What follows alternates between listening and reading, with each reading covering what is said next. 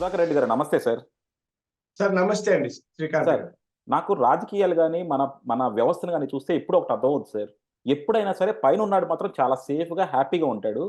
కింద వాడు చెప్పిన పని చేస్తుంటాడు చూడండి సార్, చివరికి ఆడే బలవుతా ఉంటాడనమాట.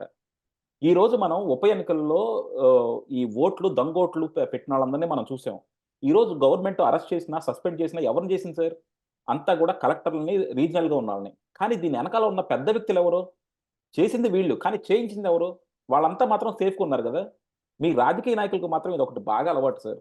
మీరు కావాలనుకున్నది మీరు వ్యవస్థ చేత చేంజ్ చేసుకుంటారు. ఆ తర్వాత ఏదన్నా వచ్చినా సరే వాళ్ళు బలి అవుతారు. మీరందరూ సేఫ్‌గా ఉంటారు. ఏంటి సార్ దీని గురించి చెప్పండి సార్? సార్ ఇది చాలా అందరూ ఆలోచించాల్సిన ప్రశ్న అండి. తిరుపతిలో లోక్సభకు ఉప ఎన్నికలు జరిగినప్పుడు మొత్తం దొంగ ఓట్లు వేశారండి. అందరూ మేము గగ్గోలు పెడితే పెద్దిరెడ్డి రామచంద్రారెడ్డి గారు బస్సుల్లో తీసుకొచ్చి దొంగ ఓట్లు వేయించారు ఎక్కడెక్కడో. ఆయన ఏమంటాడు, యాత్ర కోసం ఇది తిరుపతి హుహు. యాత్రా స్థలం, ఎవరో బస్సుల్లో వస్తే మేమేం చేయాలి అని అన్నారు. ఆయన అసలు సూత్రధారి పెద్దిరెడ్డి రామచంద్రారెడ్డి గారు. అయితే ఇవన్నీ జరిగా తర్వాత టెక్నికల్ గా అన్ని చూసి కలెక్టర్ గారిని అంటే గిరీష్ వాళ్ళని అవును. సస్పెండ్ చేసి ఇద్దరు అధికారులు వీళ్ళందరి మీద కేసులు పెట్టారు. పాతదారులు వాళ్ళు ఏం చేస్తారో పాపం, ఇలా చెయ్యని మంత్రిని చెప్తే చేశారు. కానీ మంత్రి సేఫ్.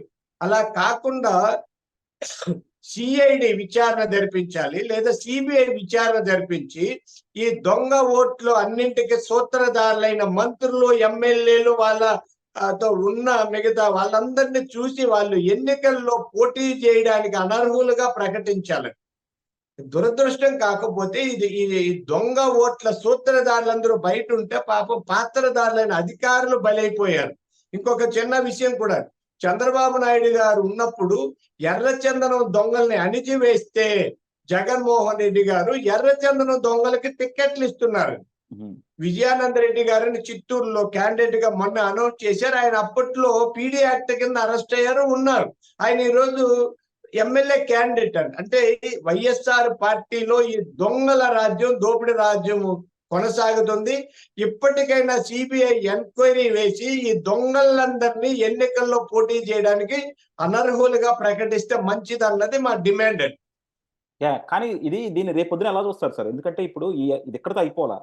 తిరుపతి తర్వాత గూడా ఫేక్ ఓట్లు ఇంకా చేస్తనే ఉన్నారు. ఇంకా సృష్టిస్తానే ఉన్నారు. సో, రేపక్కడ గూడా అధికారులే బలవుతారు గదా! మళ్ళా నాయకులు సేఫ్‌గానే ఉంటారు గదా! సో, అధికారులకి ఇప్పటికన్నా కొంచెమన్నా చలనం వస్తుందంటారా? ఇప్పుడన్నా ఓకే. మనం చేస్తున్న తప్పు రేపొద్దున ఏదైనా వస్తే మనమే బలవుతున్నాము. వాళ్ళు బానే ఉంటున్నారని ఇప్పుడన్నా వాళ్ళు తప్పుకుంటారంటారా? లేకపోతే మళ్ళా అదే తప్పుని కంటిన్యూ జేస్తారా? అధికారులు ఇప్పటికైనా బుద్ధి తెచ్చుకోవాలండి. కానీ చాలా మంది ఐఏఎస్‌లు, ఐపీఎస్‌లకు వాళ్ళకి బుర్ర ఉందో లేదో చాలా మంది అందరనే కాదు, కొంతమంది ఇలా నాశనం అయిపోతున్నారు. శ్రీలక్ష్మి గారు అప్పుడు వైఎస్ రాజశేఖర రెడ్డి గారి మాట విని ఎంత బాధపడ్డారో చూసుంటాం. ఆమె పాపం డిప్రెషన్‌కి గురయ్యి ఇలా గువ్వలాగా అయిపోయి ఎంత బాధపడ్డారు. ఓహ్! ఎవరికైనా బుద్ధి రాకూడదా? ఇప్పుడు వీళ్ళనే చేస్తుంటే మిగతా అధికారులకు బుద్ధి రావాలండి. పోలీసులు కూడా తప్పుడు కేసులు పెట్టే పోలీసులు, తప్పుడు వ్యవహారాలు చేసే అధికారులందరూ కూడా ఇంకైనా కళ్ళు తెరిస్తే మంచిది, జ్ఞానం అనేది కలగాలి. అయితే రాజకీయాల్లో అధికారంలో ఉన్న వాళ్ళని శిక్షించే విధానం వస్తే ఇప్పుడు పెద్దిరెడ్డి గారిని సూత్రధారిగా పట్టుకొని ఆయన ఎన్నికల్లో పోటీ చేయడానికి అనర్హుడని ప్రకటించగలిగితే రాజకీయ నాయకులు కూడా భయపడతారు. ఈ మంచి సాంప్రదాయాన్ని ఎన్నికల కమిషన్ తీసుకురావాలని కోరుకుందామండి. డెఫినెట్‌గా సార్. నిజంగా మీరు చెప్పినట్టేంటంటే ఎవరైతే సూత్రధారులున్నారో దానికి ఎండ్ బెనిఫిషియరీ ఎప్పుడైనా సరే వైఎస్ఆర్‌సీపీ వాళ్ళు గాని, లేకపోతే తెలుగుదేశం వాళ్ళు గాని వాళ్ళుంటారు. సో, డెఫినెట్‌గా దాని ఎనకాల ఉన్న వీళ్ళని గనక నాయకులను గనక మీరన్నట్టు అనర్హులుగా ప్రకటిస్తే రేపొద్దున ఇంకో నాయకుడు ఈ తప్పు చేయడానికి భయపడతారు. అలాగే ఆఫీసర్‌లను కూడా ప్రలోభ పెట్టడంలో తగ్గించుకుంటారు. Thank you sir. Thank you.